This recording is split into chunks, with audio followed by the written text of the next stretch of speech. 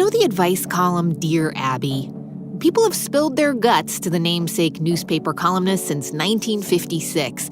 Millions of people have enjoyed reading the sharing of secrets and confessions and the no-nonsense counsel that Abby offers in return.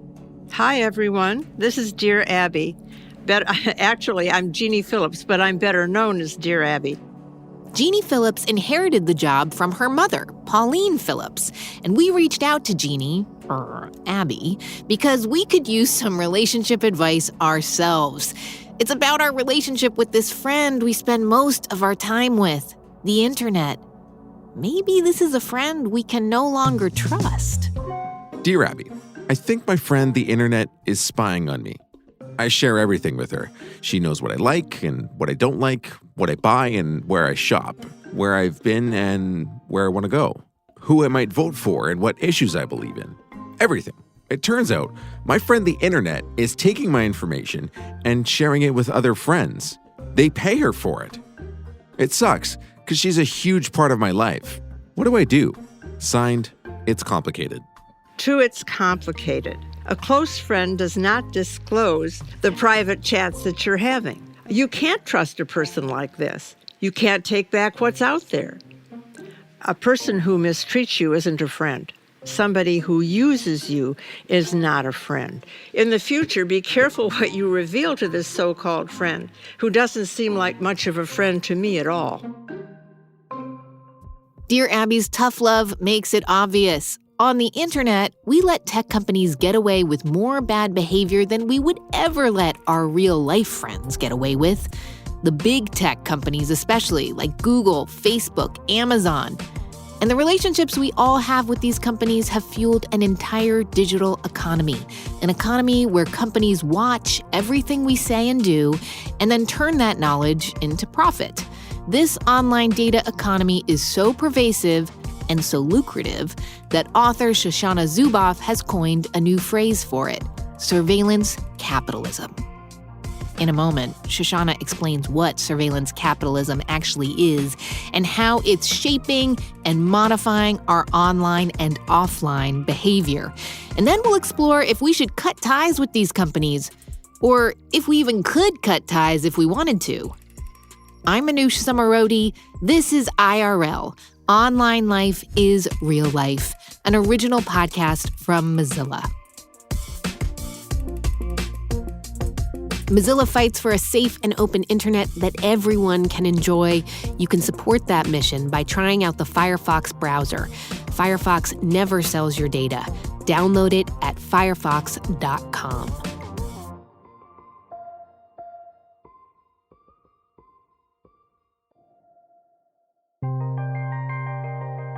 Shoshana Zuboff doesn't think Google, Facebook, and the others are our friends.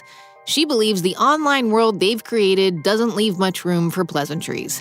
I mean, it's right there in the title of her book.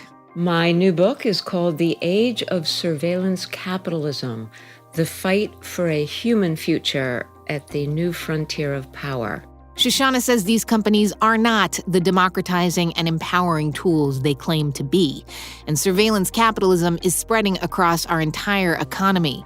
This is a new era of capitalism in which it is now private human experience that lives outside the marketplace, that has been unilaterally claimed for the market, dragged into the market, renamed as behavioral data, and now traded and exchanged in a new kind of marketplace that is founded and operated by surveillance capitalism.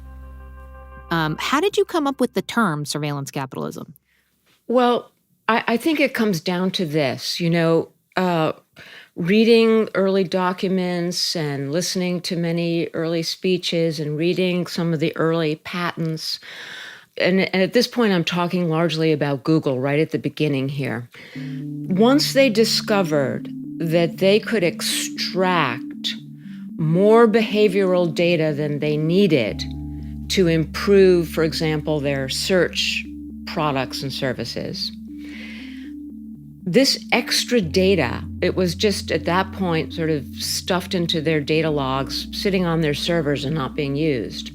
And through a series of events, they realized that they could use those data to predict who was most likely to click on which ad. These extra data are what I call behavioral surplus, because it was more than they needed just to improve their products and services. Their desire to hunt and capture these behavioral surplus data was so intense because it was going to finally be the road that cracked the code to how to monetize this young internet business. So their desire for these data was so intense that they began to explicitly formulate the idea that they were willing to hunt and capture that data while bypassing the user's awareness. And therefore, surveillance capitalism is essentially the only thing that you can call it, because it represents the social reality as well as the economic imperative. Ugh, it is very, very poetic and quite sinister, actually, when you describe it. Can we make clear how Facebook fits into surveillance capitalism? Sheryl Sandberg, she's a very brilliant and talented woman, and she was an extremely successful executive at Google, where she was involved in these very early phases of developing the logic of surveillance capitalism. So in my book, I describe Sheryl Sandberg as the Typhoid Mary of surveillance capitalism, because she's really the one who began the process of dispersing, bringing the germs from one institution to another, where it gradually began to infect all internet businesses, all startups, all apps, all developers, and then, as we now know, has moved out from Silicon Valley across the entire economy, really to found a new surveillance-based economic order. Right. So it's not just Facebook. All the companies, majority of the companies, are part of this surveillance capitalism. Why is it so irresistible, Shoshana? I think one reason that it's irresistible, Manoush, is that in our globalized economy where prices have been driven down to the lowest common denominator and people can shop online and, easily find the lowest price, everyone in our very modern economy is chasing margins. And we've had relatively low inflation. And so now this data surplus, this behavioral surplus, which we can sell into these new markets that trade explicitly in bets on the future of human behavior. I call these behavioral futures markets. Now we see these same behavioral futures markets thriving in the retail sector, in the insurance sector, in the healthcare sector, in the entertainment sector, in the automotive sector. Just recently, the CEO of Ford Motor saying, hey, you know what? Our vehicles really are surveillance operations. We have hundreds and hundreds of thousands of people in our vehicles. We can collect so much data about their behavior, and then we can monetize that data. So maybe that should be Ford's new business. Can I just ask you, is there proof that surveillance capitalism does indeed work, that it increases the margins of these companies who are doing the ad targeting or selling their wares based on the information they're getting from the big tech companies? We see that, Google has shot up in record time in market capitalization. Facebook has followed that same path.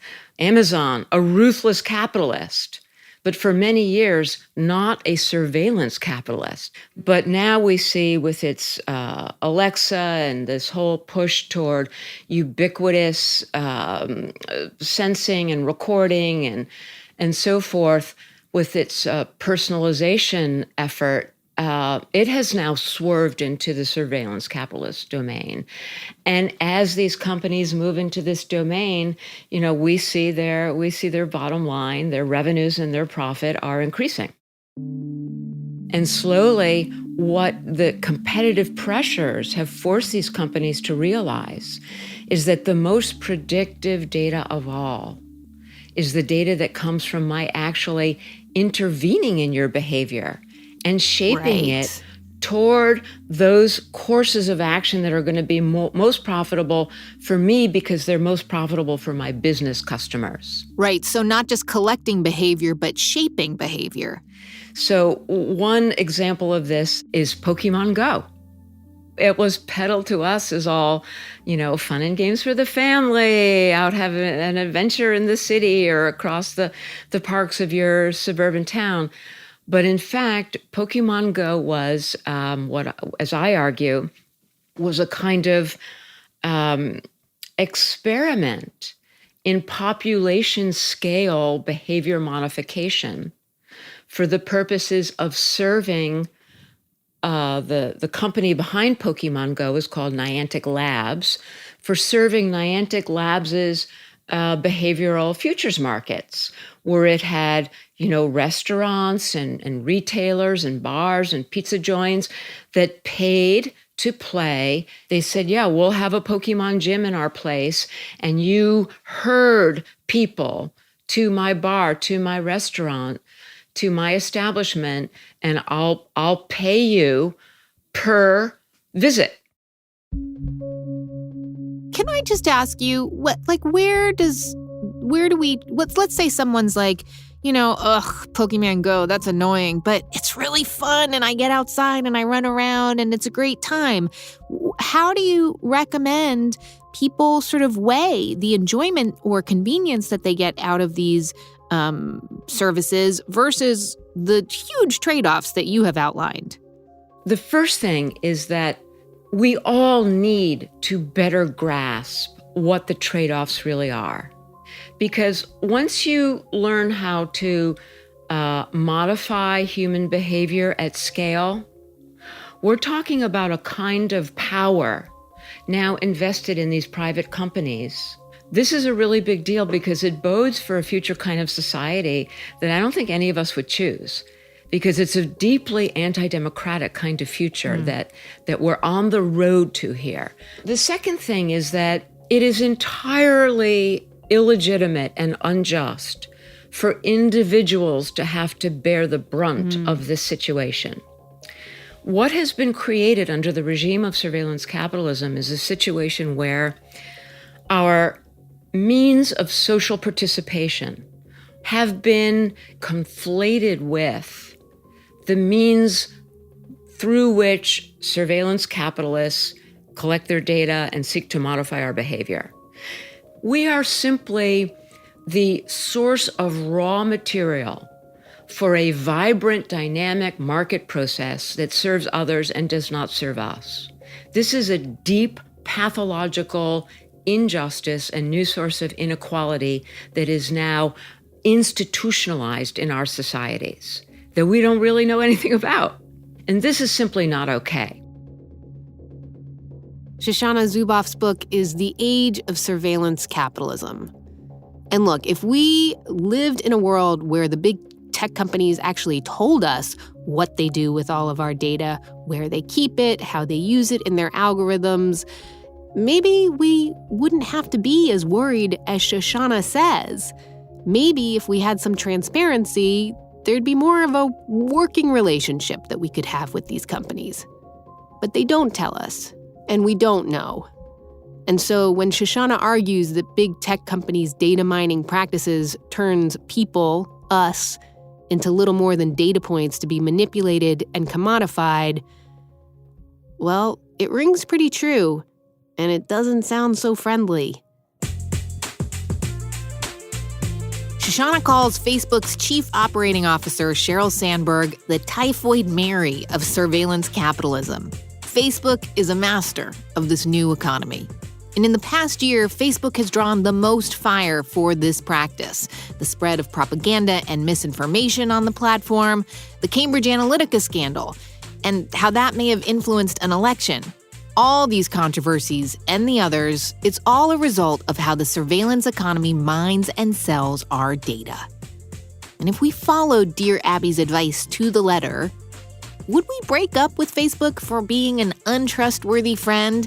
The New York Times wrote that Facebook feels like, quote, and I love this quote, a cheating romantic partner who was caught betraying us and apologized, only to be caught again weeks later. Last year, the hashtag Delete Facebook made the rounds, and some people did that very thing. They quit Facebook. For a moment there, the blowback even cost the company money, $37 billion of its market value. So a lot of us, in some circles, are fed up with how Facebook is spying on us and adding us into the behavioral data market that Shoshana described. It won't surprise you to learn that she is not on Facebook. Of all the surveillance capitalists, Facebook is the most intimate. I have never had an account on Facebook. I don't operate on Facebook. Unlike Shoshana, though, well over 2 billion people are still on the platform. And cash-wise, Facebook's earnings are up 61% from a year ago. In just the last quarter, the company made nearly $7 billion. And where's that revenue coming from? Get this, 93% of it is from ads. Yeah. So users don't seem ready or willing to leave. Why not? Matthew Liao has been wrestling with that question. I'm the director of the Center for Bioethics at New York University. Matthew is a philosopher, and in November, he wrote an article asking if users should quit Facebook. The title of my article is called, Do You Have a Moral Duty to Leave Facebook? Matthew joined Facebook in 2009, and he says it's been useful for him both professionally and personally. He's always felt pretty good about it. That is until recently, when I started to get worried about it, when I learned that it was about the Cambridge Analytica and how Facebook might have been involved in sort of being used to influence a political election. And that got me worried about my complicity, like whether I am contributing to that, to sort of the demise of democracy. What did you decide? Are you complicit with the demise of democracy? I started to realize that the situation's a lot more complex.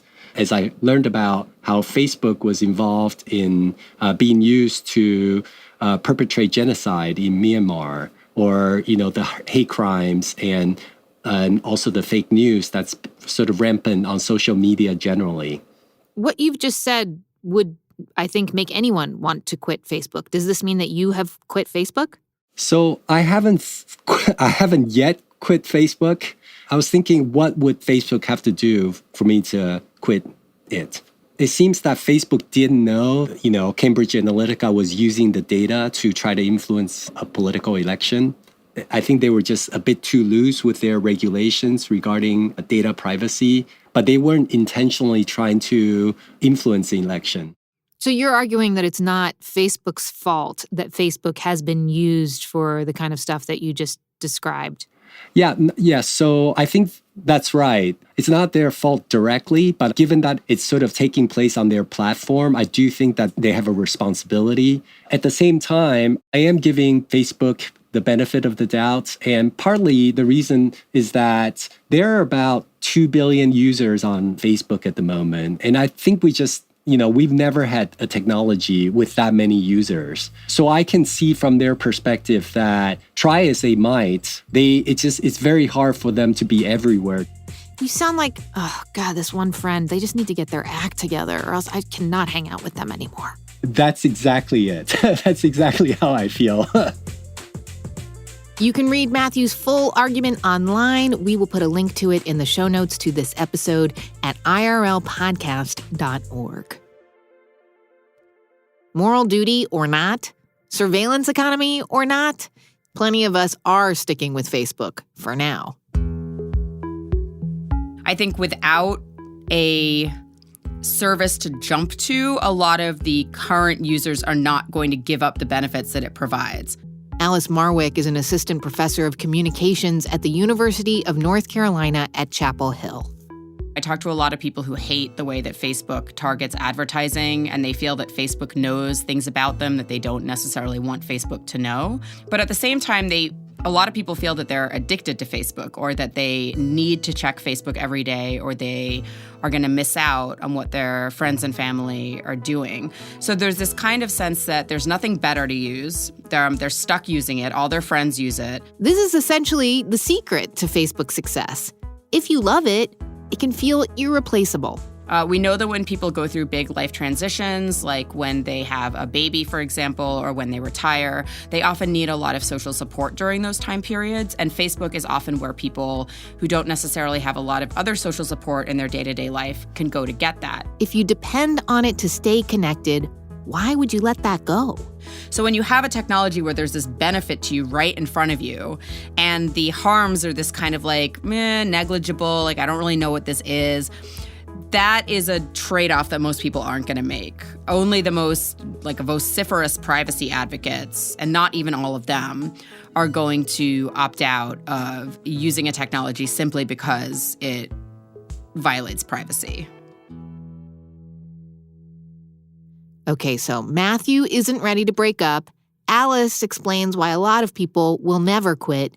Even Dear Abby admits she's hooked. Oh my God. What you really want to know what my relationship with Facebook is? I spend too much time on it. It's the darndest thing. I start looking, at the feed that I'm getting, and it's on and on and on, and then all of a sudden an hour has gone by and I'm going, what happened? Me? Yeah, I do depend on Google and Amazon and other big tech companies for various parts of my life. But I gotta say, Facebook has always rubbed me the wrong way. You can find my professional profile on there, but I can't friend you because I've never had a personal Facebook profile. There's no connecting with old high school boyfriends or family members in far-off places because I just decided Facebook wasn't for me.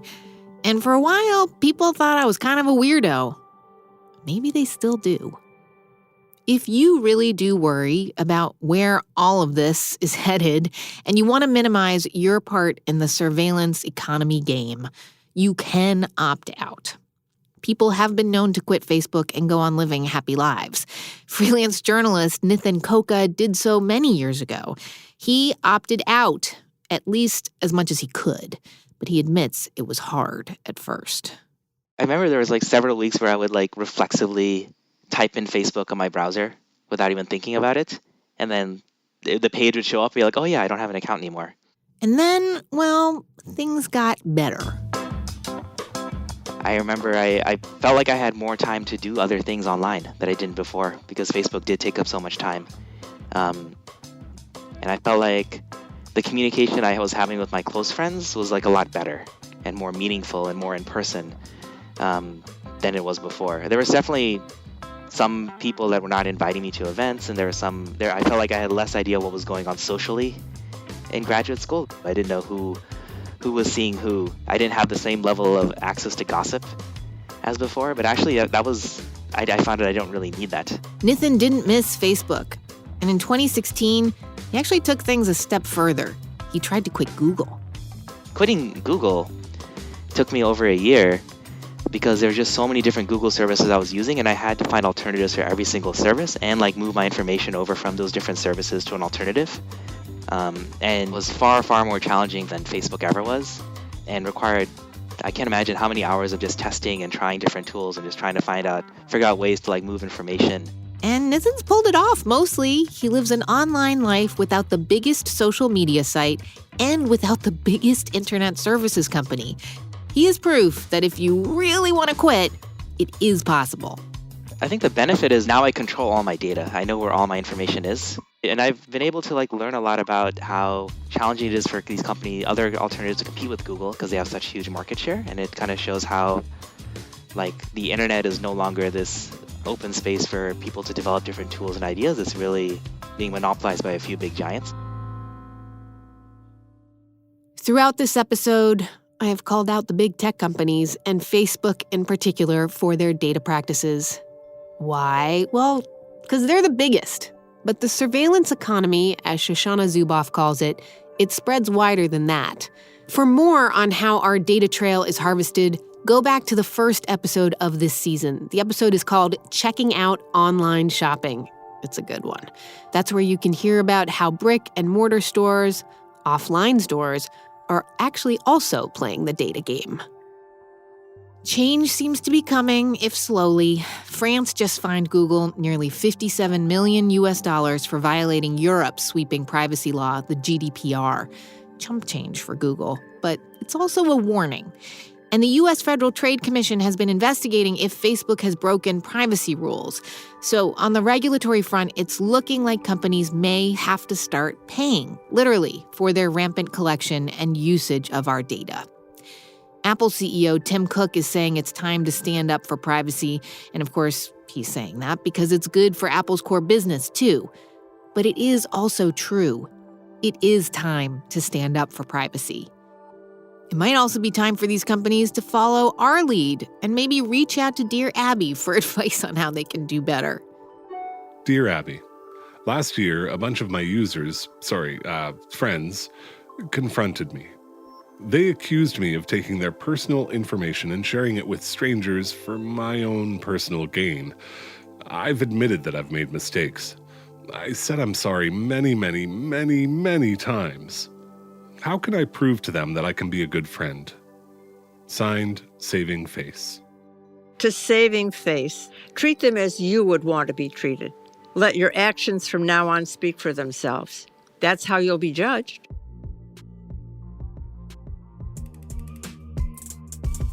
Mozilla is with you.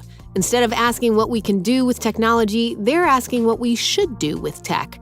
Their Firefox browser is safe, includes private browsing and tracking protection. You can also install an extension called Facebook Container. It can limit some of the data Facebook collects about you and even reduce micro-targeting. Get it for free at mozilla.org/Firefox/Facebook Container, or just find a link in the show notes. In our next episode, bold alternatives to big tech's internet dominance. We're checking out the decentralized web, which I promise you is way more interesting than it sounds. We're going to find out if, as its proponents say, it really is the future of a more secure internet, one that gives you control over your data and your life. For now, this is IRL, Online Life is Real Life, an original podcast from Mozilla. I'm Manoush Zomorodi. I hope you're okay with this. I'm going to label your behavior as leader of the rebellion. I'd be very proud. I'd be very proud to carry that banner, Manoush.